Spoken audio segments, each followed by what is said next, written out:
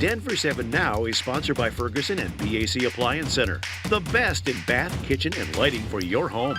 I'm Ann Trujillo with your Denver 7 Now update. The FBI has arrested a self-proclaimed white supremacist who they say was planning to blow up a synagogue in Pueblo.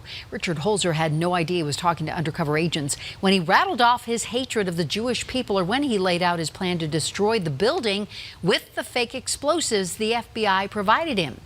Mr. Holzer repeatedly expressed his hatred of Jewish people and his support of a racial holy war. Mr. Holzer indicated that he wanted to do something that would let Jewish people in the Pueblo community know that they are not welcome and that, according to him, they should leave or they will die. The FBI says Holzer's intention was to set off the bombs overnight. Now, after being arrested, he allegedly told agents he never intended to hurt anyone, but that he would have gone through with the attack even if people had been inside. And here's now what a longtime member of the temple had to say when she learned her synagogue was a target. I'm just ready to start crying, and I probably will. This is just the most horrible thing I could imagine. Hate doesn't get us anywhere except to completely upset all of us in Pueblo, and I know we're loved, but this is very personal and very, very scary. Holzer could face up to 20 years in prison if convicted on the federal charge he faces. Aurora police could face a revamped review process for shootings and controversial encounters. Councilwoman Nicole Johnston wants a panel specifically for the public to know what happened, why it happened, and what could have been done better. That new structure could either come about through a ballot initiative or through council's order. RTD wants to know how you feel about losing certain routes because it can't hire enough workers, keep the ones it has, or give time off to exhausted employees who do stick around. They released a survey today along with a video so you know which side they want you to choose. We're not keeping people because people don't want to work 6 days a week. I can't really take time off because if I don't volunteer, I'll get mandated. A mandate is where you get assigned a piece of a run or a whole run on your day off, so that's mandatory, and if you don't show up for it, it's disciplinary action. If RTD can't operate the routes it already has, how are they going to get the N line up and running next year? To that question, RTD responded it has been recruiting operators specifically for the N line and says it's confident it will be ready for opening whenever that actually ends up happening. Twitter might be the only social media site you can go in the coming year to get news and not see political ads. The company's CEO says it's trying to stop the spread of misinformation, but lies come in all shapes and sizes and character lengths. And a lot of people are wondering if Twitter can really pull this off or why others aren't following their lead and at least giving it a shot. Here's Denver 7's Jennifer Kovaleski with tonight's 360 report.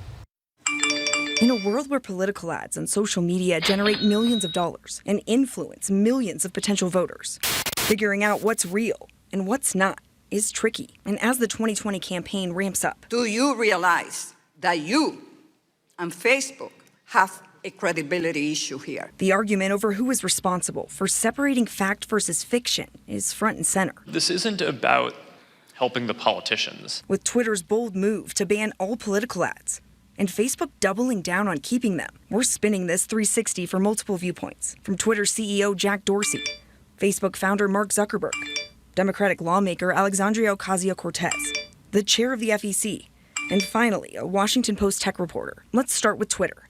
The social media platform did what Facebook won't. CEO Jack Dorsey posting, "We've made the decision to stop all political advertising on Twitter globally.